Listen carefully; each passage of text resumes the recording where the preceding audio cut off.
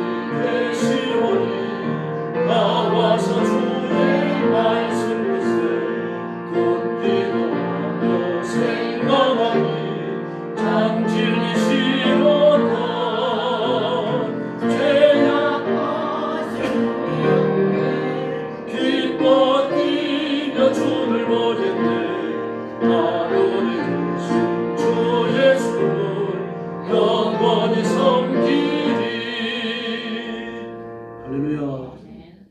525장 부르겠습니다. 돌아와 돌아와 마음이 고난이여.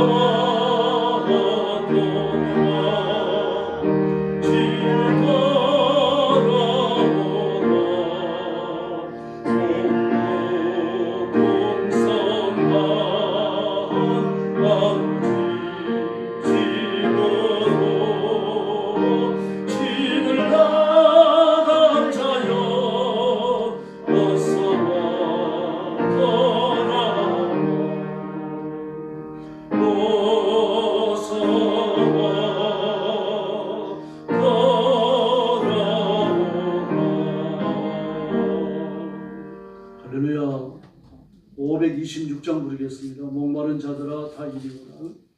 기도하는 마음으로 부르겠습니다.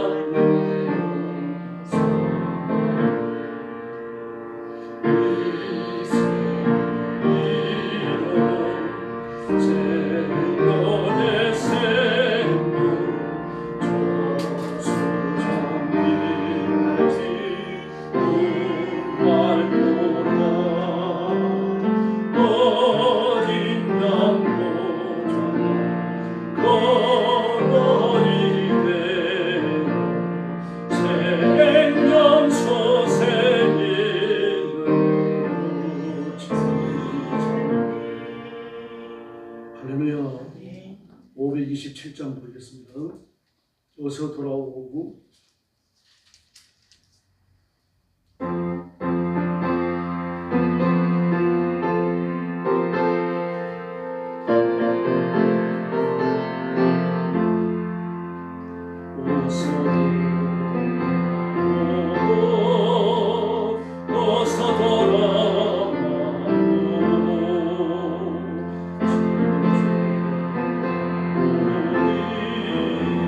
Oh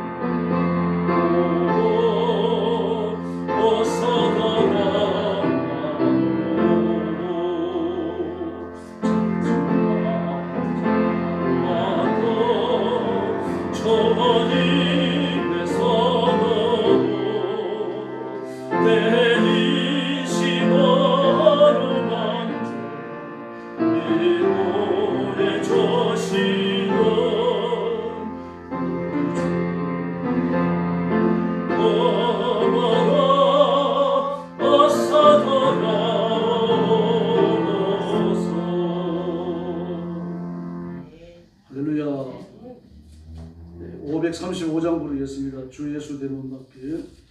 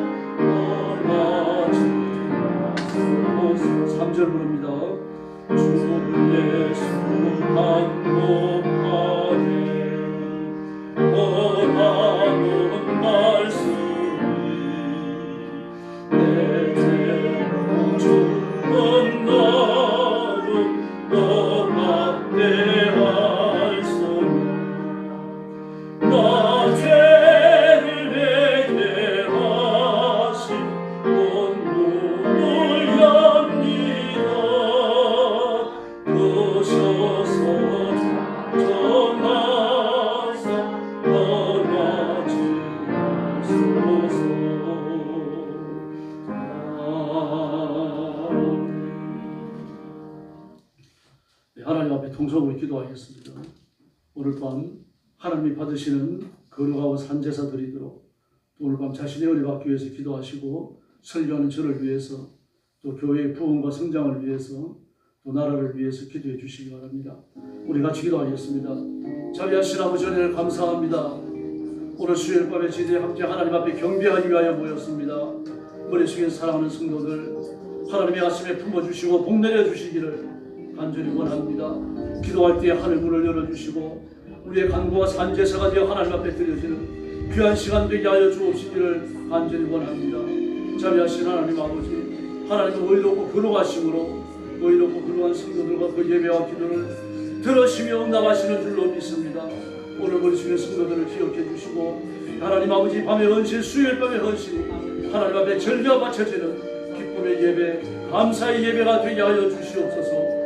죄를 지었을지라도 용서해 주시고 우리 거룩한 입술의 거룩한 간구와 거룩한 헌신이 하나님을 기쁘시게 해드리는 은혜로운 자리가 되도록 우리 하나님 역사하여 주옵시기를 간절히 원합니다. 자비하신 하나님 아버지, 설교하는 존의 은혜를 주시고 하나님께서 이 말씀을 가감없이 전하게 하시고 정직하게 전하게 하시고 성령님의 감동으로 외치고 주께서 역사하여 주옵시기를 간절히 원합니다. 사랑하는 성도들에게 말씀을 들을 귀를 열어주시기를 바랍니다. 말씀을 판단하지 않게 하시고 하나님의 말씀을 믿음으로 받으며 감사히 받으며 받는 말씀에 믿음을 화합하게 하여 주시옵소서. 말씀이 인도하는 대로 살아가며 말씀이 약속하는 바를 붙들고 간구하며 말씀이 이끄시는 대로 따라가 승리하는 성도들 되게 하여 주옵시기를 간절히 원합니다. 성령님 역사해 주시기를 바랍니다. 사랑로운 성도들 사로잡아 주시기를 바랍니다. 진리의 말씀 위에 굳게 세워주시기를 바랍니다. 힘을 다하여 사역하며 충성하는 종들이 되도록 우리 하나님 역사하여 주시옵소서. 자비하신 하나님 아버지, 우리 사랑하는 성도들을 하나님의 가슴에 품어주시기를 바랍니다. 어떤 상황에서도 승리하게 하시고 어떤 환경 안에서도 복종하게 하시며 하나님이 기뻐하시며 하나님이 두 손 얹어 복 주시는 귀한 일꾼들 되게 하여 주시옵소서. 자비로우신 아버지 감사합니다. 거룩한 아침에 밤에 저희들을 부르시고 엎드려 경배와 찬양을 드리며 하나님 앞에 영광 돌리게 하시니 감사합니다. 혹시 죄를 지은 심령을 갖고 왔을지라도 용서하여 주시고 십자가의 보혈로 씻기사 하나님이 받으실 만한 성전의 예물, 성전의 시간이 될 수 있도록 역사하여 주시옵소서. 전능하신 하나님 아버지, 말씀을 전하는 존재의 연혜를 주시기를 원합니다. 이 말씀을 가감없이 전하게 하시고 말씀을 외치게 허락하신 아버지의 심정으로 전할 수 있도록 인도하여 주옵시기를 원하옵나이다. 자비하신 하나님 아버지, 우리 온 성도들이 말씀을 기쁨과 감사와 아멘으로 받지 하여 주시기를 바랍니다. 하나님의 말씀인 줄 알고 받지 하여 주시기를 바랍니다. 받은 바 말씀의 믿음을 화합하게 하여 주시기를 바랍니다. 그래서 말씀이 약속하는 바 하나님의 복과 승리와 기적을 누리게 하여 주시옵소서. 예수님의 이름으로 간절히 기도 올리옵나이다. 아멘.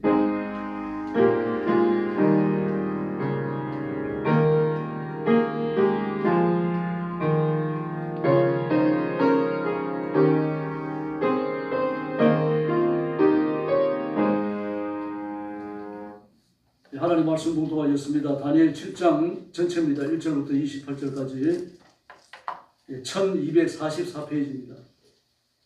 구약성경 1244페이지. 제가 먼저 봅니다. 새벽 예배 때처럼 돌아가면서 읽겠습니다. 바벨론 벨사살 왕군년에 다니엘이 그의 침상에서 꿈을 꾸며 머릿속으로 환상을 받고 그 꿈을 기록하며 그 일의 대략을 진술하니라. 다니엘이 진술하여 이르되 내가 밤에 환상을 보았는데 하늘에 네 바람이 큰 바다로 몰려 불더니 그 짐승 넷이 바다에서 올라왔는데 그 모양이 각각 다르더라. 첫째는 사자와 같은데 독수리의 날개가 있고 내가 보는 중에 그 날개가 뽑혔고 또 땅에서 들려서 사람처럼 두 발로 서게 함을 받았으며 또 사람의 마음을 받았더라. 다른 짐승 곧 둘째가 곰과 같은데 그것이 몸 한쪽을 들었고 그 입의 이사이에는 새 갈빗대가 물렸는데 그것에게 말하는 자들이 있어 이르기를 일어나서 많은 고기를 먹으라 하였더라. 그 후에 내가 또 본 적 다른 짐승 곧 푸른과 같은 것이 있는데 그 등에는 새 날개 넷이 있고 그 짐승에게 또 머리 넷이 있으며 권세를 받았더라. 내가 밤 환상 가운데서 그 다음에 본 넷째 짐승은 무섭고 놀라우며 또 매우 강하며 또 새로 된 큰 이가 있어서 먹고 없어뜨리고 그 나머지를 발로 밟으며 이 짐승은 전에 모든 짐승과 다르고 또 10뿔이 있더라. 내가 그 뿔을 유심히 보니 중에 다른 작은 뿔이 그 사이에서 나더니 첫째 뿔 중인 셋이 그 앞에서 뿌리까지 뽑혔으며 이 작은 뿔에는 사람의 눈 같은 눈들이 있고 또 입이 있어 큰 말을 하였더라. 내가 보니 왕자가 놓이고 옛적부터 항상 계신 이가 자적하셨는데 그의 옷은 희기가 눈 같고 그의 머리털은 깨끗한 양의 털 같고 그의 고자는 불꽃이요 그의 각기는 타오르는 불이며 우리 강처럼 흘러 그 앞에서 나오며 그를 섬기는 자는 천천히요 그 앞에서 모든 선자는 만만이며 심판을 베푸는데 식들이 펴내었더라. 그때 내가 작은 뿔이 말하는 큰 목소리로 말미암아 주목하여 보는 사이에 짐승의 죽임을 당하고 그의 시체가 상한 바 되어 타도난 뿔을 던져졌으며 그 남은 짐승들은 그의 권세를 빼앗겼으나 그 생명은 보존되어 정한 시기가 이르기를 기다리게 되었더라. 내가 또 밤 환상 중에 보니 인자 같은 이가 하늘구름을 타고 와서 옛적부터 항상 계신 이에게 나아가 그 앞으로 인도되매 그에게 권세와 영광과 나라를 주고 모든 백성과 나라들과 다른 언어를 말하는 모든 자들이 그를 섬기게 하였으니 그의 권세는 소멸되지 않는 영원한 권세요 그의 나라는 멸망하지 아니할 것이니라. 나 다니엘이 중심에 근심하여 내 머릿속에 환상이 나를 번민하게 한지라. 내가 그 곁에서 모셔 선 자들 중 하나에게 나아가서 이 모든 일이 진상을 물으매 그가 내게 말하여 그 일이 해석을 알려주며 이르되 그 네 큰 짐승은 세상에 일어난 네 왕이라. 지극히 높으신 이의 성도들이 나라를 얻으리니 그 누림이 영원하고 영원하고 영원하리라. 이에 내가 넷째 짐승에 관하여 확실히 알고자 하였으니 곧 그것은 모든 짐승과 달라서 심히 무섭더라. 그이는 떼어 그 발톱은 무시니 먹고 부서뜨리고 나머지는 발로 밟았으며 또 그것들의 머리에는 10뿔이 있고 그 외에 또 다른 뿔이 나오매 새 뿔이 그 앞에서 빠졌으며 그 뿔에는 눈도 있고 큰 말을 하는 입도 있고 그 모양이 그의 동류보다 커 보이더라. 내가 본즉 이 뿔이 성도들과 더불어 싸워 그들에게 이겼더니 이적부터 항상 계시니가 와서 지극히 높으신 이의 성도들을 위하여 원한을 풀고 주셨고 때가 이르니 성도들이 나라를 얻었더라. 오신 자라 이처럼 이르되 일제 짐승이 그 땅에 맺은 나라인데 이는 다른 나라들과 달라서 온 천하를 삼키고 발가 부서뜨릴 것이니 그 열불은 그 나라에서 일어난 열왕이요 그 후에 또 하나가 일어나니 그는 먼저 있던 자들과 다르고 또 새 왕을 복종시킬 것이며 그가 장차 지극히 높으신 이를 말로 대적하며 또 지극히 높으신 이의 성도를 괴롭게 할 것이며 그가 또 때와 법을 고치고자 할 것이며 성도들은 그의 손에 붙임받되어 한 때와 두 때와 반 때를 지내리라. 그러나 심판이 시작되면 그는 권세를 빼앗기고 완전히 멸망할 것이요 나라와 권세와 온 천하 나라들의 위세가 지극히 높이신 이의 거룩한 백성에게 붙임받으리니 그의 나라는 영원한 나라이라. 모든 권세 있는 자들이 다 그를 섬기며 복종하리라. 28절 같이 봅니다. 그 말이 이에 그친지라 나 다니엘은 중심에 은밀하였으며 내 얼굴빛이 변하였으나 내가 이 일을 마음에 간직하였느니라. 아멘. 내 짐승에 대한 환상입니다. 다니엘서 중에 가장 어려운 부분입니다. 다니엘 7장이. 그리고 다니엘 7장과 데살로니가 후서 2장 그리고 요한 1서 이 세 부분을 대조하여 공부해야 대환란과 적그리스도에 대하여 실수하지 않습니다. 그러므로 이 부분을 실수하게 되어졌기 때문에 이제 종말론 이단들이 나타납니다. 세대주의자, 시한부 종말론자, 이중 재림론자. 이 셋은 전부 다 종말론 이단에 속합니다. 비성경적이며 이 말씀을 지극히 잘못된 각도에서 보는 자들입니다. 이 대환란을 어떻게 해석하느냐에 따라 가지고 예수님이 한 번 재림하시기도 하고 두 번 재림하시기도 하고 심지어 세대주의자들은 예수님이 4번 재림하시는 것으로 되어 있습니다. 그 성경을 완전히 잘못 해석하는 거죠. 결국 이 다니엘 7장 또 요한 데살로니가 후서 2장 또 요한 1서를 잘못 해석했기 때문입니다. 오늘 7장에 보면 이 다니엘의 환상을 보는 때가 언제입니까? 벨사살 원년입니다. 통치 초기라고 되어 있죠. 통치 초기입니다. 그런데 이 다니엘 6장은 어떻습니까? 6절에 보니까요. 이 5장 30절을 보면요. 그 밤에 갈대아 왕 벨사살이 죽임을 당하였고 메대 사람 다리오가 나라를 얻었는데 그때 다리오는 60세였더라. 다리오가 그렇게 말하고 있습니다. 5장과 6장은 이어지는 겁니다. 그러나 7장은 연대가 달라요. 그러므로 5장 마지막 부분과 6장은 연결되는 거죠. 6장은 벨사살이 죽고 다리오가 왕이 된 때입니다. 그러나 7장은 벨사살 원년이라고 말해요. 그러므로 7장 다음에 6장이 와야 되는 거죠. 그것도 6장이 기록된 13년 후에 7장이 기록된 13년 후에 이 손가락이 나타나가지고 벽에 그림을 그리고 글을 쓰고 그리고 벨사살이 죽는 이 사건이 일어나야 되는 겁니다. 그런데 다니엘은 벨사살 원년에 벨사살이 왕이 되는 그 해에 오늘 본문의 계시를 받아요. 계시를 받아놓고 13년 동안 일절 침묵하고 있었습니다. 대단한 사람이죠. 그 벨사살이 좀 그 선대 왕들과 좀 다릅니다만 그래도 우상 숭배에 노예고요. 전쟁은 많이 안 했습니다만 자기를 신뢰하는 사람과 신뢰하지 않는 사람을 철저하게 나누었던 다시 말해 잘 보이는 사람들을 등용해 썼어요. 일하고자 하는 사람들, 나라가 필요로 하는 사람들을 객관적으로 이 시험을 거쳐서 뽑은 것이 아니라 완전히 마음에 드는 사람을 뽑았던 겁니다. 그러니 뭐 뽑힌 사람들이 불안할 수밖에 없는 거죠. 완전히 마음이 언제 변할 줄 압니다. 그래서 다리오도 벨사살 때 별 재미가 없었어요. 그 선대의 왕들이 벨사살을 다니엘 적극적으로 사용을 했고 신뢰했는데 벨사살은 그렇지 않았습니다. 다니엘이 와가지고 벨사살의 마음을 얻으려고 노력을 안 했던 게 틀림없는 거죠. 예, 그러므로 이 13년간 다니엘이 가슴에 묻어두었던 그 꿈의 내용을 이제 이야기하는 겁니다. 근데 꿈인데 뭐라고 말합니까? 환상이라고 말을 했죠. 꿈속에서 내가 내 이상으로 뇌로 받은 이상이다, 환상이다 그렇게 말합니다. 그러므로 단순한 꿈이 아니죠. 환상으로 받은 꿈입니다. 하나님이 계시 메시지를 주시기 위해서 꿈 속에서 새로운 환상을 보여주고 계시는 겁니다. 그런데 심리체험을 하면은 꼭 꿈을 꿀 때만, 정신을 잃었을 때만 환상을 보는 게 아닙니다. 찬송을 부를 때도 환상을 볼 수 있어요. 성경 읽을 때도 환상을 볼 수 있고요. 어떤 사람 말씀을 들으면서 환상을 보는 사람도 있습니다.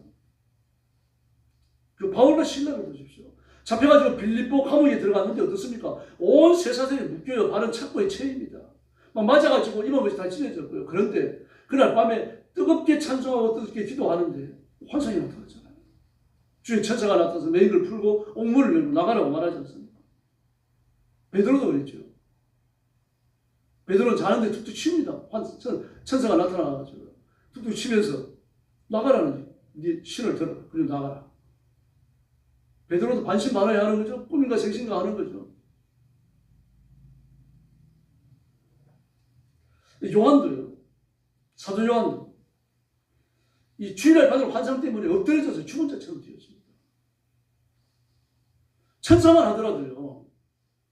그 가진 영적인 영광이 극한 천사들이 있습니다. 미가엘이라든지 또 가브리엘이라든지 이런 천사들이요.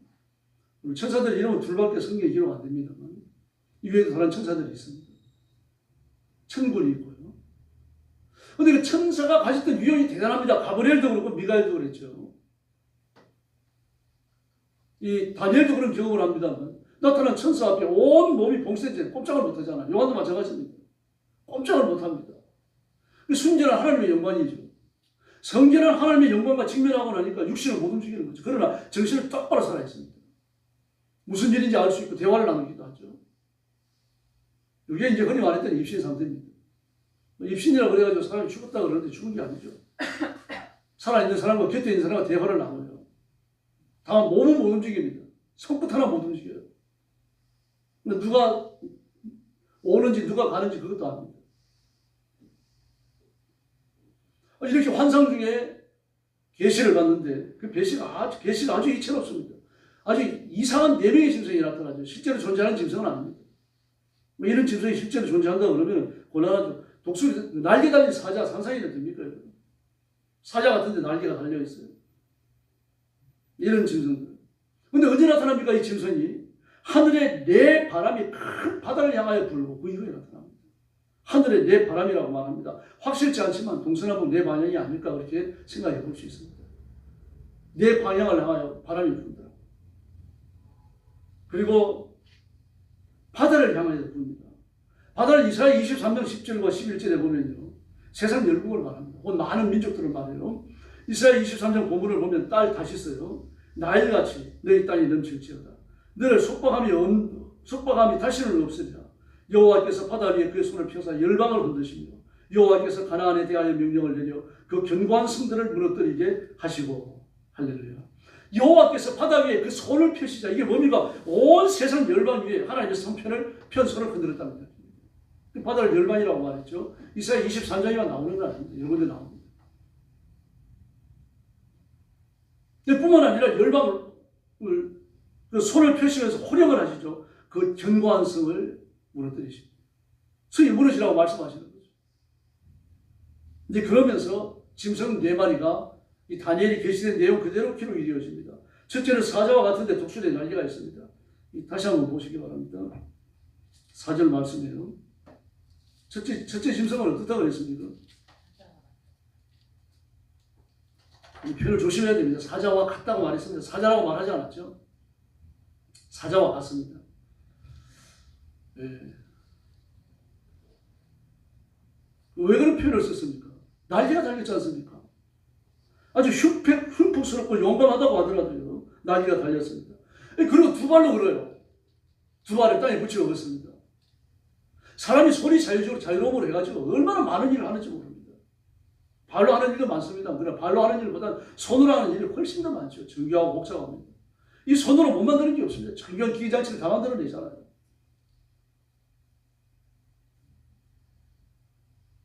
그 사무엘이 하나님의 은혜를 받아가지고 만들었던 성막의 물건들을 보십시오. 그 만덩이를 갖고 와갖고 망치를 때려갖고 말입니다. 금등대를 만듭니다. 그걸 때려갖고 늘려가지고 종이처럼 만들어서 법궤를 쌉니다. 참 사람의 솜씨라고 말하기가 대단히 어렵죠.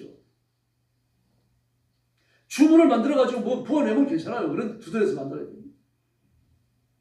사람이 손이 자유로움으로 얻을 수 있는 유익이 너무 많은 겁니다. 근데 이 사자 같은 게 말이죠. 날개가 뽑히고 사람처럼 두 발로 걸으면서 또 빠빠는 어떻게 됐습니까? 자유로워졌다는 얘기죠. 그런 표현은 없습니다만 그렇습니다. 사람이 마음을 받았다라고 말을 해요. 이 바벨론입니다. 바벨론 초기에 아주 흉폭하고 용맹한 짐승 달린 아주 무서운 짐승처럼 날개 달린 무서운 짐승처럼 그렇게 변했습니다. 그러나 느부갓네살이 교만하니까 하나님이 그를 때리셨죠. 그리고 그를 심판에 내던지십니다. 그 이후에 짐승의 마음을 가졌다가 하나님이 사람의 마음을 주시면서 회개하고 주님 앞으로 돌아와서 새 사람이 됩니다. 그러면서 그의 나라가 급속히 쇠퇴해져요.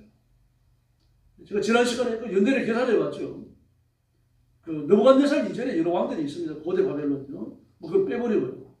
그건 뭐 조그마한 동네 구문가에 같은 나라니까 빼놓고 느부갓네살부터요. 이 바벨론이 망하는 벨사살 왕까지 100년 남짓 때입니다. 100년 남짓 때는 짧은 기간 동안에 느부갓네살이요 44년간을 왕위에 있어요.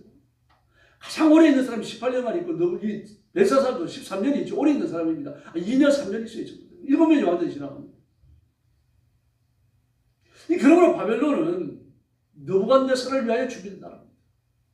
어떻게 했으면 느부갓네살을 하나님이 나의 사자 그렇게 부르셨겠어요?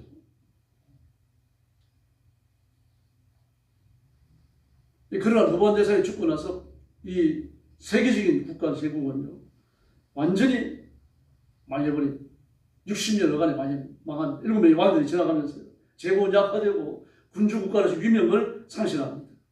이 바로 제2장에 나타나는 신사의 금머리에 해당되어집니다. 아무리 금머리라고 하더라도 황금덩어리를 만들었다고 하더라도 소멸할 게 없어지는 겁니다. 어쩔 수 없습니다. 둘째 짐승이 메데파사입니다. 고음과 같습니다. 몸 한편을 들었어요. 그리고 이사야 갈빗대 3개를 물었다고 말을 합니다. 갈빗대 3개를 물고 오른발을 들었습니다. 몸 한편을 들었어요. 오른발을 들었을지도 모르죠. 왼발을 들을 수도 있겠습니다. 그 발을 들고 어떻게 하는 겁니까? 공격 자세를 취합니다. 이빨에는 이 위에는요 갈빗대 3개를 물고 있어요. 보면 대식가로 알려져 있잖아요. 힘이 또 대단합니다.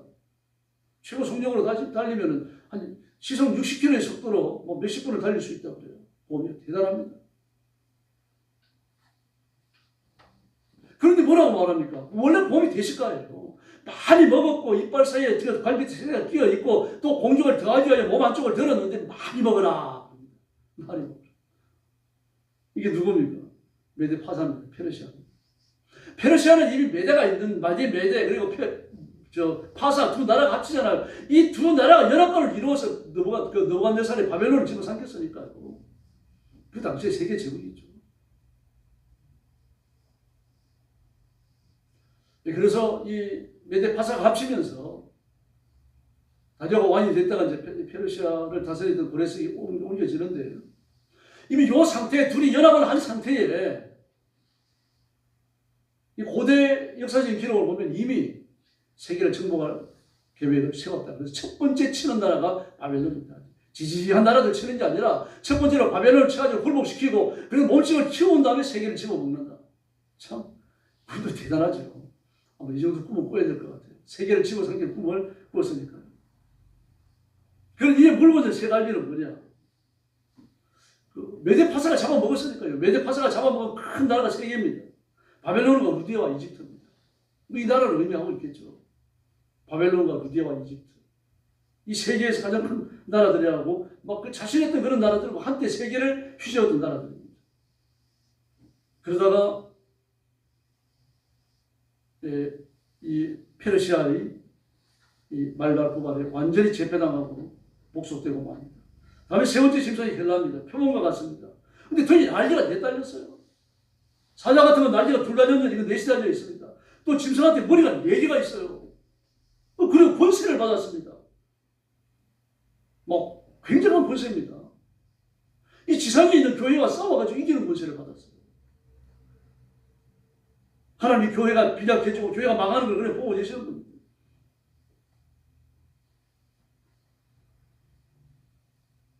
날개가 넷이 있다. 이것은 또 그가 가진 권능, 그 스스로 가지는 권능이 아니라 하나님이 주시는 권능이죠.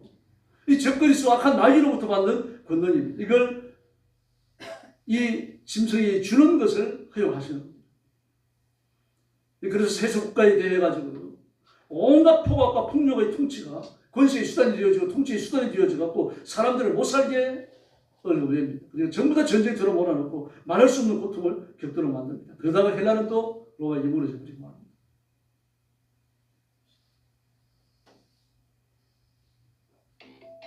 이 로마가 다니엘 7장에 나오는 신비한 7 짐승 중에 가장 특이합니다. 아주 강하고요. 무섭고 놀라울 만큼 강하고 또 이빨이 철입니다. 그 못 먹을 게 없는 거죠. 다 부숴뜨리는 겁니다.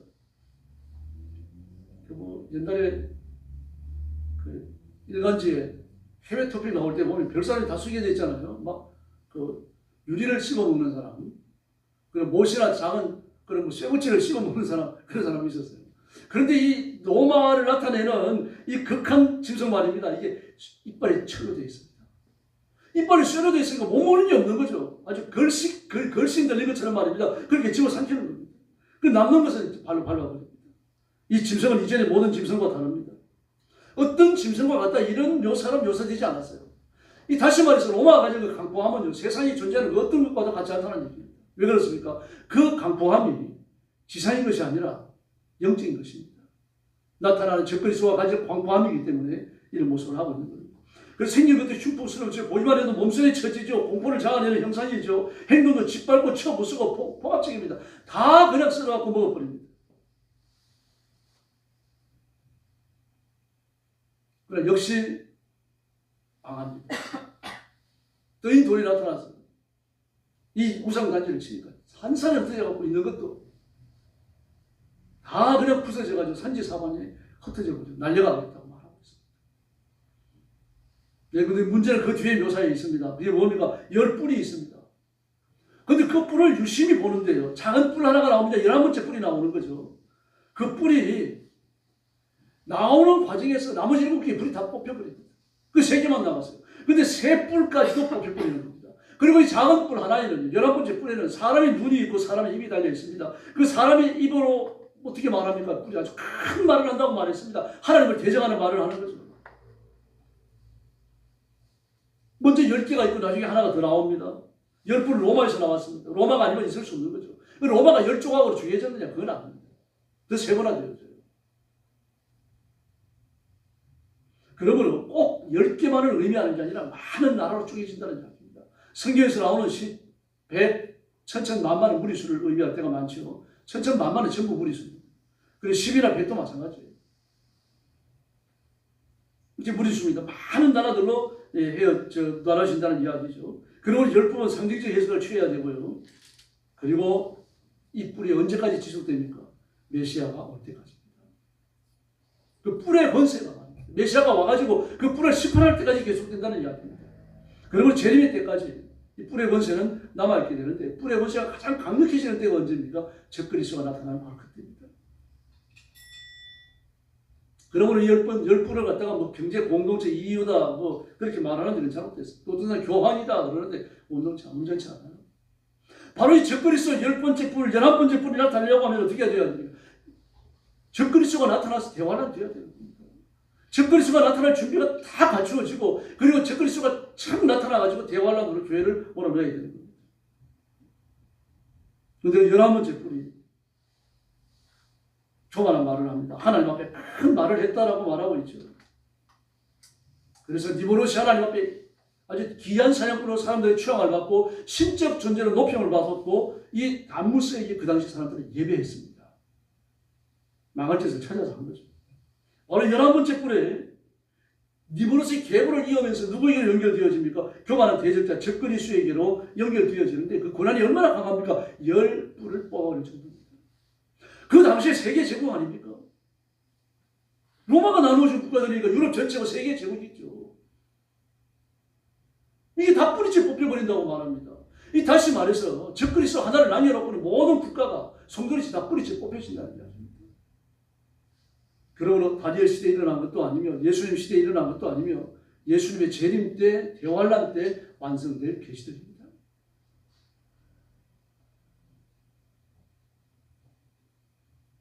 성경은 적그리스도에 대해서 두 종류가 있다고 말합니다. 적그리스도는 두 종류. 하나는 보편적 적그리스도입니다. 오가는 모든 세대를 통틀어 가지고요. 하나님을 대적하고 예수님을 대적하는 모든 교만한 자 개인이나 국가나 단체가 총체적으로 적그리스도입니다. 요한일서 2장 18절로 22절에 나와 있습니다. 아이들아 이것이 마지막 때라. 적그리스도가 이르겠다함을 너희가 들은 것과 같이 지금도 많은 적그리스도가 일어났으며 요한일서 기록되는 그 당시에 이미 적그리스도가 많이 일어났다. 하나도 아니고 많이. 그러므로 재림 직전에 나타나는 그 적그리스도가 아니죠. 그럼 적그리스도가 누구냐? 그리스도임을 부인하는 자가 아니냐? 아버지와 아들을 부인하는 자가 적그리스도다. 그런 거짓말하는 자다. 그렇게 말하고 있습니다. 진리를 부정하니까 거짓말하는 자죠. 이만희가 자기를 가르치고 나는 성령이다. 나는 보혜사다. 그렇게 말하는데요. 예수의 귀신이 나한테 씌어갖고 내가 예수가 됐다. 그렇게 말하고 다니는 인간인데. 그래서 무슨 착한 걸 기대할 수 있겠습니까? 아주 거짓말을 똘똘 뭉쳐갖고 있는 겁니다. 바로 이 적그리스도가 대환란을 주도합니다. 재림 직전 아주 짧은 기간 동안에 대환란이 있습니다. 기독교 역사의 그 유래를 찾아볼 수 없는 아주 참혹한 환란이 됩니다. 이 때에 대해 가지고 마태복음 24장 15절 이하에서 자세히 말합니다. 한번 보겠습니다. 마태복음 24장입니다.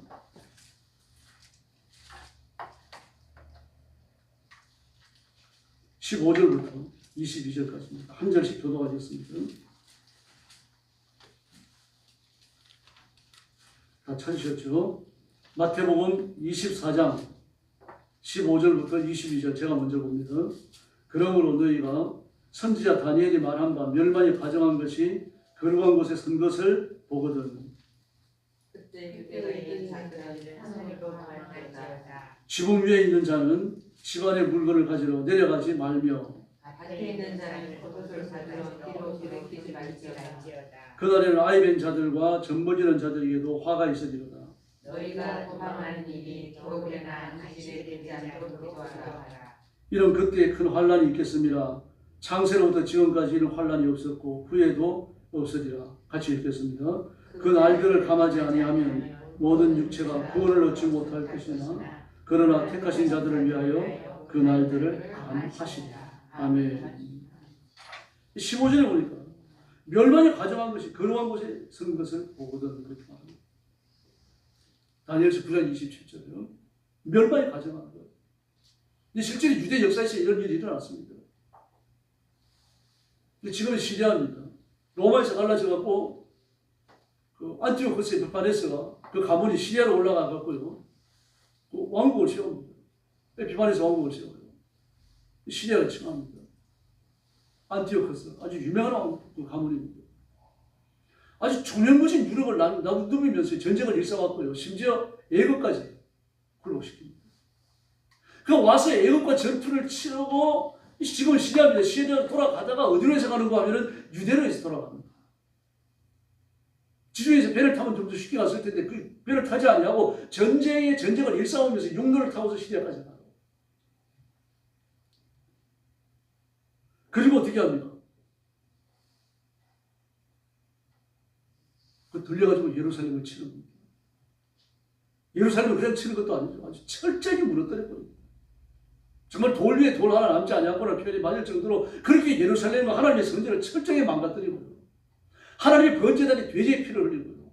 제사장들을 하나님을 섬기겠다고 신앙을 변절하지 않는 제사장을 다 죽입니다. 성경을 다 불사르고요. 제사장의 예목까지 불사릅니다. 이런 처참한 짓을 저질러요. 얼마나 많은 유대인들이 죽었는지 모릅니다. 지금 이 전투를 내다보는 겁니다. 그리고 이 전투가 또 뭘 내다봅니까? 이 말씀이 오는 대환란이 그때 전투보다도 더 참혹하다는 이야기입니다. 그래서 멸망에 가정한 것이 거룩한 곳에 선 것을 보거든 이런 일들이 일어나는 겁니다. 하나님의 거룩한 성전 안에서 우상이 바치는 그 피 흘리는 일들이 일어나는 겁니다. 그때가 되거든 유대인들은 산으로 도망가라. 지원에 있는 자들은 물건을 가지러 가지 말고 밭에 있는 자들은 꽃 가지러 가지 말고 아이벤 자들과 젖먹이는 자들은 화가 따른다. 그러면은 이 지원에 있는 자는 집 물건 가지러 가지 말고 밭에 있는 자는 겉옷 가지러 가지 말고 무조건 도망가야 됩니다. 왜 그렇습니까? 상황이 급박한 겁니다. 가다가 죽어요.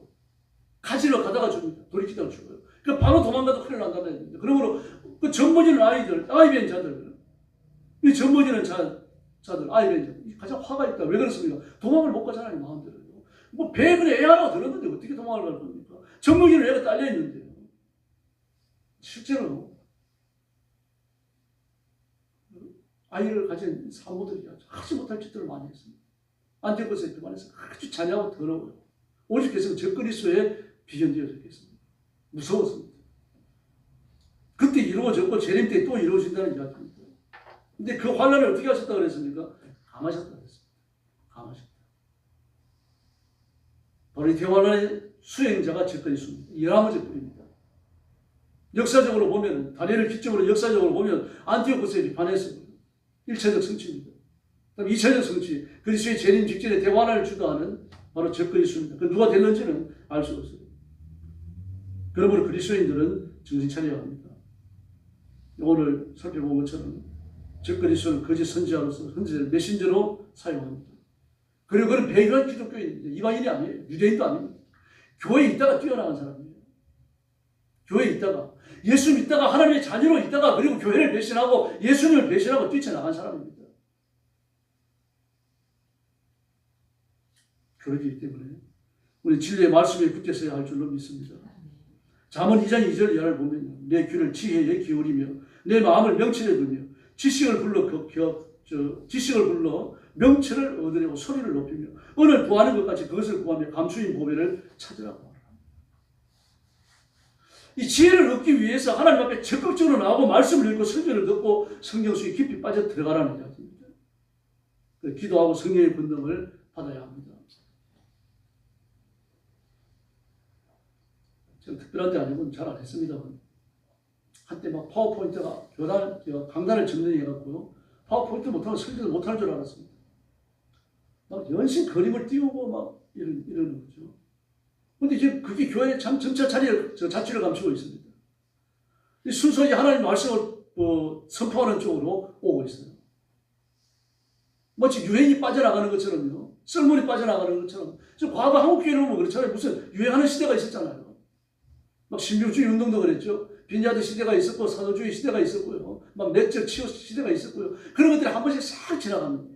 그것처럼 이제 파워포인트로 설교하고 막 그림을 가지고 나와서 보여주고 막 성도를 불러내가지고 연극을 하게 하고 막 그런 설교는 이제 몇 번 안 하는 거죠. 막 이런 것들이 쭉 교단 강단의 자취를 감추고 있습니다. 여기 변치 않는 것은 하나님의 말씀인 줄로 믿습니다. 때로는 그림도 보고 영상도 봐야 됩니다. 그러나 그게 주가 아니죠. 그 주가 되면 어떻게 됩니까? 문제가 커지는 거죠.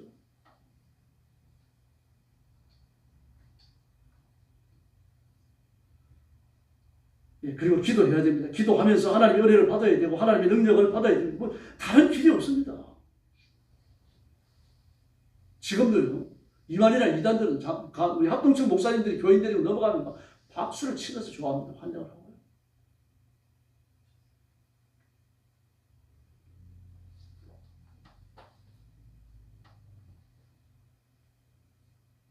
깨어있으면 넘어갈 이유가 없는 거죠. 깨어있지 않기 때문입니다. 그 미호지의 영이 역사하더라도 깨어있으면요. 이게 미호지구나 이걸 깨달을 수 있는 겁니다. 깨닫지 못하는 이유는 어디 있어요? 미호지 넘어간 거죠. 깨어있지 못한 거예요.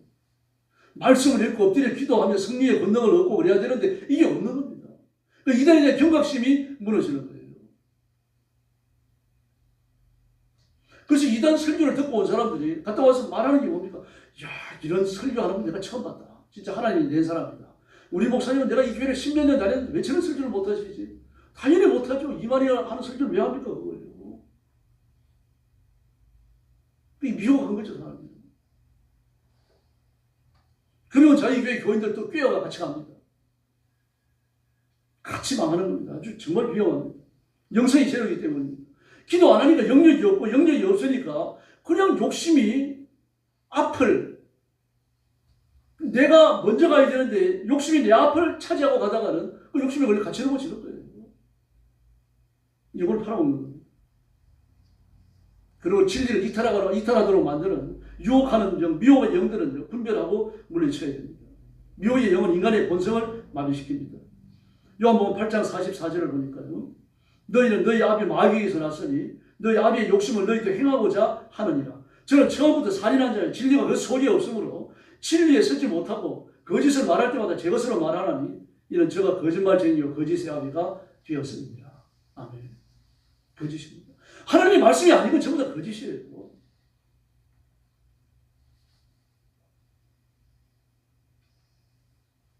아주 영상 설교를 잘해가지고 목사님들 모아놓고 막 세미나 하는 사람도 있고 그랬습니다. 세미나 하는 사람도 보셨어요. 근데 그분이 얼마 전에 그랬다 그래요. 막 문화가 발전하는 것처럼 설교 방식도 발전해야 된다. 영상과 그림을 설교에 많이 도입해라. 도입 안 하는 건 목사님들이 게을러서 그렇다. 그런데 이제 자기가 그걸 가르치고 지속적으로 하다가 보니까 제한을 받겠습니까? 자유의 제한을 받는 겁니다. 하다 못해가지고 막 아이들이 노래하는 영상까지 카피해가 들고 전에 보여주고 말이죠. 뭐 그림이나 뭐 영상이나 그림이라고 하는 게 막 십몇 년간씩 설교 말씀을 위해 가지고 쓸 수 있는 게 얼마나 있겠습니까? 쓰다가 안 되는 거죠. 제한되는 거죠. 그래서 나중에 하는 말이 뭡니까? 결국은요. 저는 봄인가 그랬다 그래요. 그분이. 결국은 목사는 말씀과 기도로 돌아와야 됩니다. 말씀과 기도에 바로 서 있으면 다른 건 별로 의미가 없습니다. 말씀과 기도에 꽉 붙들려 있으면 필요한 영상이 있으면 그 영상을 쓰면 되고 필요 없으면 안 쓰면 되고 필요한 그림이 있으면 그걸 쓰면 되고 없으면 안 쓰면 되고 그런데 그놈의 영상과 그 그림을 찾아갖고 막 10몇 년간 돌아다니는 걸 생각하니까 내가 인생을 손해본 것 같다. 그런 얘기를 하더라고요. 결국 말씀으로 돌아오게 되어 있습니다. 깨어있기 때문입니다. 사람을 살리는 건 말씀입니다. 은혜로 우리를 이끌어가는 것도 하나님의 말씀이고 성령의 권능이고 이 능력이 있어야 죄를 이기게 되는 거죠. 인간은 범죄했음에도 불구하고 하나님의 형상이 남아있습니다. 이 남아있는 하나님의 형상이 마귀의 미혹을 차단하게 해주는 겁니다. 마귀의 미혹을 분별하도록 만들어줘요. 그럼 미혹하는 영은 어떻습니까? 강하게 역사하죠. 미혹의 영이 역사하면 분별력이 사라집니다. 분별력이 사라지니까 마귀가 하는 말 설교, 이단이 하는 설교를 듣고서 아멘, 아멘 그러는 거예요. 제가 신학교 다니면서 여호와의 증인에 빠진 사람하고 한참 대화했던 적이 있습니다. 그때 이제 전도하는데 저보고 목회자는 그래, 목회자다. 나는 목회하는 건 아니지만 나는 파트 목회를 하고 있지만 신학교 다니고 전도사다. 그럴 때 좀 얘기 좀 하자 그러더라고요. 토론 좀 하자. 그 얘기했죠. 그때 막 불붙어가지고 다닐 때고 하루에 막 성경 20-30장씩 읽을 때고 막 기도도 막 한두 시간씩 하고 막 전철에서 외치는 전도도 하고 막 그러고 미친 듯이 돌아다닐 때거든요. 그러자. 그래고 얘기를 하는데 나를 이겨낼 수가 있으니까 말이 탁탁 막히는 거죠. 다 막히는 겁니다. 그러면서 그러는 겁니다. 나도 교회를 나갔었다. 교회를 나갔으면 쭉 나가야지 왜 이단에 빠지냐. 나는 이단이 아니다. 천주교회에서 개신교가 나왔던 것처럼 개신교에서 여호와의 증인이 나간 거다. 우리가 바르다. 바르다는 증거를 대라. 그러니까 또 이상한 소리 되는 거죠. 하나하나 다 깨놓으니까 그러는 겁니다. 아니다. 내가 믿는 게 진리다. 참이다. 시간이 지나가면 알 것이다. 지옥이 떨어지면 알겠죠. 그래서 그들이 결정적으로 진리가 아닌 걸 붙들고 있다는 걸 알아요. 자기들이요. 그런데 그걸 인정을 안 합니다. 그래서 제가 물었거든요. 여호와의 증인. 예수님이 누구냐? 여호와의 증인이다. 너는 누구냐? 여호와의 증인이다. 그럼 너냐 예수님이 똑같냐? 너도 예수냐? 그러니까 여호와의 증인이라는 입장에서 똑같다. 예수님이 하나님이심을 인정하지 않습니다. 우리의 메시아라는 것을 인정하지 않아요. 너는 예수님이 하나님을 인정하지 않는구나. 메시아라는 것을 인정하지 않는구나. 아니 다 인정한다. 근데 하나님의 증인이다. 여호와의 증인이다. 말장난하는 거예요. 이게 마귀의 특징입니다. 이 진리를 어둡게 하고 사람의 지성을 어둡게 하기 위해 자꾸 말장난을 만들어내는 겁니다. 그때 할 말은 하나밖에 없습니다. 지옥 가기 꼭 좋다. 그래요. 진짜 그랬어요, 저는요. 지옥 가기 꼭 좋다. 꼭 예수 믿고 돌아와라. 아마 그 사람을 아마 7, 8번 만났을 거예요. 여러분, 사람이 미혹에 빠지고 나면요, 그렇게 본성적인 분별력이 본성이거든요. 본성적인 분별력, 다시 말해서 하나님의 형상을 가졌기 때문에 나타나는 본성적 분별력이거든요. 그래서 옳고 그런 걸 아잖아요. 착하고 나쁜 걸 알잖아요, 사람이요. 근데 그 분별력이 사라지는 거죠. 진리와 관계되고 나니까, 종교의 옷을 입고 나니까 그 착하고 그런 것에 대한 분별력이 사라져버리는 겁니다. 이 마귀가 합니다. 그리고 군중심리에 휩쓸리게 되는 거죠. 그리고 좀 더 나가면 부정적인 일, 비도덕적인 일들에 관심을 쏟게 됩니다. 유병헌이 보십시오. 결국 뭐만 남았습니까? 남은 게 돈에 대한 탐욕밖에 남은 거 없잖아요. 그 유병헌이 갖고 있던 카메라 장비가 얼마나 비싼 건지 모릅니다. 그 렌즈 하나 1억이 넘는 게 있었어요. 라이카에서 만든 그 렌즈인데요. 이거 살 수도 없는 거예요. 어떻게 잘 해야만 경비예산을 얻을 수 있는 그런 유령을 갖고 있었어요. 그런 걸 동원해가지고 사진을 찍습니다. 그 사진이 얼마나 잘 나오겠어요. 근데 그 사진에 뭐가 없습니까? 감정도 없고 인격도 없고 아무것도 없습니다. 그냥 사진만 좋은 거예요. 그런 사진을 만들어서 얼마씩 팔았습니까? 그 달력 한 장이 말입니다. 1년째 한 장이에요. 100 몇십만 원씩, 200 몇십만 원씩, 300 몇십, 1000만 원 더 받았어요. 아주 미쳤어요. 돈에 대해 가지고. 그뿐입니까? 여자를 얼마나 많이 밝혔어요. 이제 고등학교 4학년부터 시작해갖고 노인들이 이르기까지요. 유명인의 여자 편령들 말도 못합니다. 모든 이단들이 그렇습니다. 이단들이 두 가지를 다 추구해요. 돈하고 이성입니다. 부정적인 일, 무서운 범죄에 대해서 깊이 빠져드는 거죠. 아주 무섭게 집착을 하는데 집착이라고 생각은 안 해요. 당연한 권리라고 생각을 합니다. 그 주변의 사람들도 그 유병헌이나 이만희가 그런 짓을 하도록 가만히 놔둡니다. 부추깁니다. 왜 그렇습니까? 이제 그래 놔야 이만희나 그 유병헌한테서 자녀한테 떨어지는 공포물이 있으니까요. 그 이익 때문에 그 잘못된 줄 알면서도 못 빠져나갔어요. 아주 더러운 이익들을 결탁하기 위해서입니다. 그래서 인생에 대해서 절대적 사기신뢰를 갖고 있죠. 자기 기만입니다. 스스로 알아요. 이것이 옳지 않다는 걸. 알지만 어느 순간에 되어지면 이걸 합리화합니다. 계급적 개념으로 접근을 자꾸 만들어가죠. 지도자를 위해서 무조건 헌신하고 희생하고 엎드리도록 강요하죠. 그리고 이런 사람에게 나타나는 가장 큰 특징이 뭡니까? 두려움입니다. 그 벗어나서는 못 살 것 같은 두려움을 느끼게 되는 거죠. 그러므로 미혹의 영역에 빠져놓으면 의미 없는 거, 무의미한 것에 힘을 쏟아붓게 되어 있습니다. 아무 의미가 없는 거, 별로 중요하지 않은 거. 여기에 인간의 그 인간을 인간답게 만드는 고귀한 그 지성적인 측면이 있죠. 이걸 쏟아부어 갖고 허비하게 만들어요. 재물을 허비하게 만들고 건강을 허비하게 만들고요.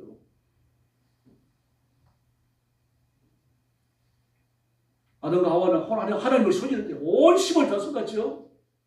가인은 동생의 생명을 빼앗는 일에 온 힘을 다 쏟습니다.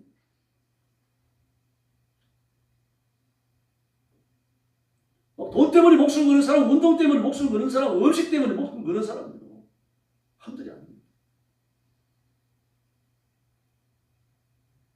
그 물질을 소유했든지 건강을 소유했든지 뭐 음식을 만들었든지 전부 다 그걸 수단으로 써야 되거든요. 목적을 위해 써야 되거든요. 목적이 뭡니까? 예수님이잖아요. 하나님을 영화롭게 해드리는 것, 내가 맡겨진 사명 앞에 충실한 거 아닙니까?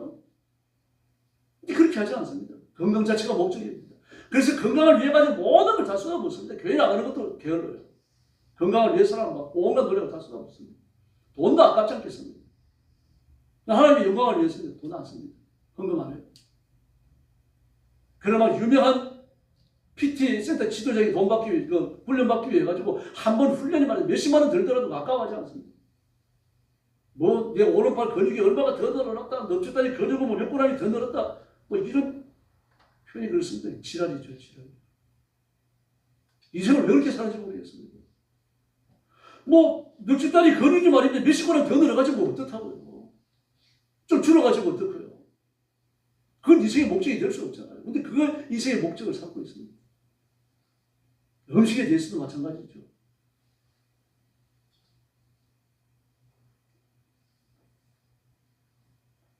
유럽이나 미국 사람들 중에는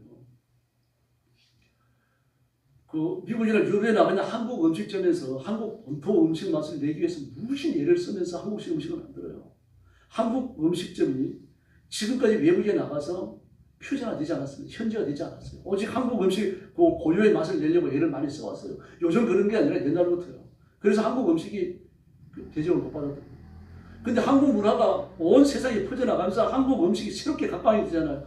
야, 이 한국 음식 맛이구나. 이 한국 음식 맛을 진짜 알아버린 거예요. 그러니까 어떻게 합니까? 한국 음식 맛을 먹으려고 하면 한국에 가야 된다. 한국에 가서 한국의 땅에서 나는 한국의 식재료를 가지고 한국 사람이 만든 음식을 먹어야 된다. 그래가지고 우리나라 개들 듯이요. 한국에 한국 음식 먹으러 오는 개를 드는 사람들이 한둘이 아니라고 합니다. 1년 후에 1년 후 여름에 간다 그래가지고 말이죠. 맛집 처음부터 찾아오고 그렇게 할 수 있겠죠. 그게 인생이 낙이 되고 재미가 되고 나면요. 그 문제가 되거든요. 그래서 우리가 정말 판단력을 흐리게 하는 그런 예수님보다 더 좋아하는 것들을 가지고 있지 않는가 다시 한 번 더 점검을 해주시고 온 힘을 다해서 십자가 붙들어야 됩니다. 우리 눈을 희롱시키는 것들 정말 많아요. 그래서 예수님께 소망을 두고 이 땅에서 육신을 통해 얻는 것, 물질을 통해 얻는 것, 하나님 앞에 가져가지 못할 것, 그게 너무 마음을 많이 두지 마시기 바랍니다. 그래서 예수 믿는데 부끄럽지 않고 하나님 앞에 섰을 때 부끄럽지 않고 하나님의 마음을 시원하게 해드리는 귀한 종들이 되기를 예수님의 이름으로 축원합니다. 기도하겠습니다. 자비로우신 아버지 하나님 감사합니다. 우리가 이 땅에 살면서 그래서 육신의 것에 얽매일 때가 많습니다. 저희들을 용서해 주시고 영적인 것에 얽매이는 저희들이 되게 하여 주시옵소서. 육신의 것이 미치지 못해서 마음 아파하는 것보다 영적으로 미치지 못해서 가슴 아파하는 것이 더하게 하여 주옵시기를 간절히 원합니다.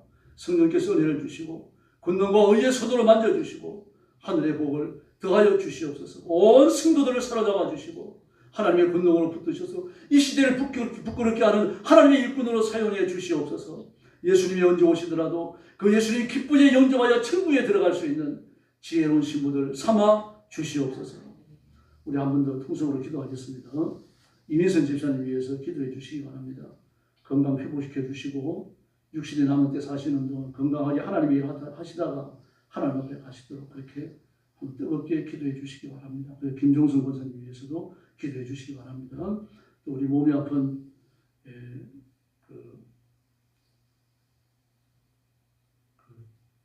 집사님 있잖아요. 이정순 집사님, 또 박종기 집사님 위해서도 기도해 주시기 바랍니다. 같이 기도하겠습니다. 자비로우신 아버지 하나님 은혜를 감사합니다. 오늘 밤에도 저희가 함께 모여 기도합니다. 사랑하는 성도들을 붙들어 주시고 하나님의 은혜와 능력과 권능과 의의 손으로 만져주시고 오직 복을 더하여 주옵시기를 간절히 원합니다. 이민선 집사님 기억해 주시고 암수술로 이만큼 살게 해주셨으니 감사합니다. 그러나 하나님 아버지 육신의 때가 얼마나 나은지 저희들 알지 못하나 10년이 남았든 20년이 남았든 하나님께서 은혜를 주시고 기적을 베푸셔서 강건하게 사실 수 있도록 역사해 주시옵소서. 마음껏 출입하고 마음껏 예배드리고 마음껏 활동할 수 있도록 주의 일 하다가 하나님 앞에 설 수 있도록 인생의 제2의 기회를 주시옵기를 간절히 원하고 기도하옵나이다. 열심을 다하여 주를 섬기게 하시고 힘을 다하여 하나님께 사명 받은 대로 감당하며 충성을 다할 수 있도록 도와주시고 하나님 앞에 부끄러움이 없는 귀한 종으로 사용해 주시기를 아버지와 간절히 원하고 기도하옵나이다. 김정준 목사님 기억해 주시고 누구와 합심하여 주를 섬기고 온 열심을 다하여 주님을 따르며 하나님 앞에 충성을 다하는 귀한 누구가 되게 하여 주옵소서. 귀한 권사님께 성령의 능력과 권능을 주시고 기도의 세임과 기도의 능력을 주시고 기도할 때 하늘 문을 열어주시옵기를 간절히 원하고 기도하옵나이다. 자비하신 하나님 아버지 종 이정순 주장에 기억해 주시고 그를 고난과 역경과 그 불편하게 짝이 없는 그 평상 이 자리에서 일어나게 하여 주시옵기를 간절히 원합니다. 남은 세계를 사는 동안 마음껏 활동하며 하나님 앞에 예배하러 다니고 출입할 수 있도록 도와주시고 하나님이 주시는 기적의 건강을 얻어 간증하며 사실 수 있도록 역사해 주시옵소서. 박종기 집사님 기억해 주시고 건너의 손으로 만져주시고 불편한 다리 치료해야 하는 다리를 주님께서 기억해 주시기를 바랍니다. 너는 너희를 치료한 여호와라고 말씀하셔서 약한 자들을 치료하여 주시옵소서. 온전케 하여 주시옵소서. 강성케 하여 주시옵소서. 자비하신 하나님 아버지 사랑하는 모든 성도들을 사로잡으시고 복 주시기를 원합니다. 자비하신 하나님 아버지 우리 성도들을 주 앞에 맡겼사오니 하나님 책임져 주시고 능력과 권능으로 역사해 주시옵소서. 예수님의 이름으로 간절히 기도 올리옵나이다. 아멘.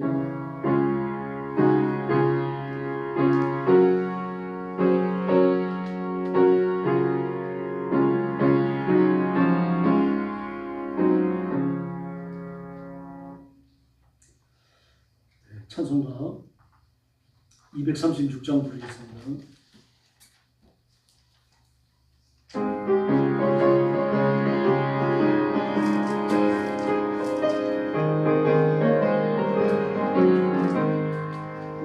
모든 수고뿐과 세상 장만 붙인 걱정 사라지고에 주를 뵙고 성도 함께 열려와를 서리 새 예루살렘에서 성도들이 함께 올 뿐만 아니라 새 예루살렘 새 예루살렘 곳은 나를 높이 불만에 마저리 새 예루살렘에서 기회를 보고 주는 환난 거친 걱정 없어요 주를 믿고 따라가는 너의 것을 알기 새 예루살렘에서 성도들이 함께 올 뿐만 아니라 새 예루살렘 새 예루살렘 곳은 나를 높이 불만에 마저리 새 예루살렘에서 세상 작별하는 주의 영광 찬란하게 비칠 때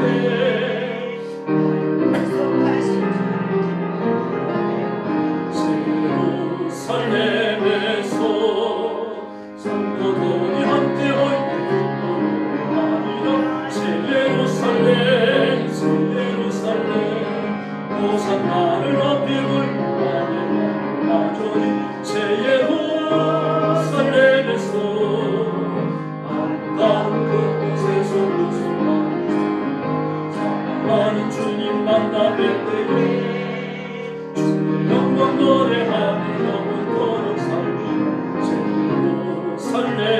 예루살렘에서 성도들이 함께 올 뿐만 아니라 새 예루살렘 새 예루살렘 곳은 나를 높이 불만에 마저리 새 예루살렘에서 할렐루야. 새벽기도 열심히 나와주시고요. 또 심야 기도에 많이 참석하시기 바랍니다. 그리고 전 세계 전쟁이 좀 새로운 국면에 들어서고 있습니다. 자칫하면 제3차 대전으로 번질 수도 있어요.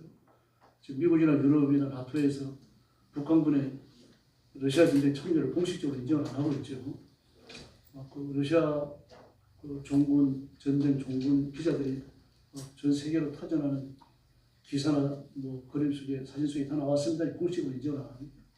공식적으로 인정을 하게 되면 확전이 되기 때문에 공식적 확전이 돼요. 북한 핵국가다라고 하는데 공식적으로 인정하지 않는 것처럼 그 비슷한 성격이 있습니다. 그럼 이미 전쟁 확전이 되었어요. 그래서 하나님 앞에 좀 전쟁을 놓고 기도 많이 해주셔야 됩니다. 하나님 앞에 헌신적으로. 그리고 나라의 정치 상황을 위해서 기도해 주시고 우리 교회 부흥을 위해서 하나님 은혜를 달라고 뜨겁게 부르짖어 주시기 바랍니다. 옆에 계신 분들하고 인사 나눠주시기 바랍니다. 할렐루야. 감사합니다. 한 번 더 인사합시다. 재림의 예수님 반드시 오십니다. 할렐루야. 주기도 드리겠습니다. 하늘에 계신 우리 아버지의 이름을 거룩하게 하시며 아버지의 나라가 오게 하시며 아버지의 뜻이 하늘에서와 같이 땅에서도 이루어지게 하소서. 오늘 우리에게 일용할 양식을 주시고 우리가 우리에게 잘못한 사람을 용서하여 준 것 같이 우리 죄를 용서하여 주시고 우리를 시험에 빠지지 않게 하시고 악에서 구하소서. 나라와 권능과 영광이 영원히 아버지의 것입니다. 아멘.